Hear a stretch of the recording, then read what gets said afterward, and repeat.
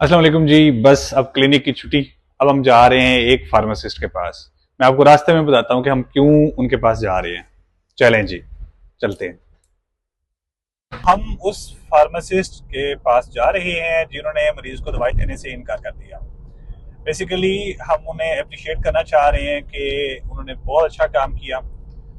अगर वो चाहते तो मेडिसिन दे देते, अपना बिजनेस करते और बाकी फार्मेसीज की तरह मरीज के बारे में कोई फिक्र ना करते। उन्हें पैसे तो आ जाने थे, लेकिन उन्होंने दवाई देने से इनकार कर दिया और अपना बिजनेस खराब किया दूसरे अल्फाज में, लेकिन मरीज का बहुत ज्यादा भला किया।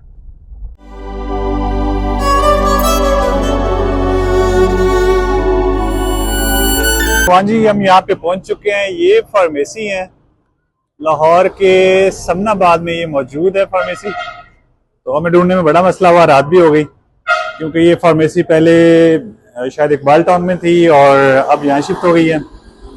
तो हम चलते हैं। बड़ा शुक्र है। अस्सलाम वालेकुम। वालेकुम अस्सलाम सर, मैं डॉक्टर इमरान।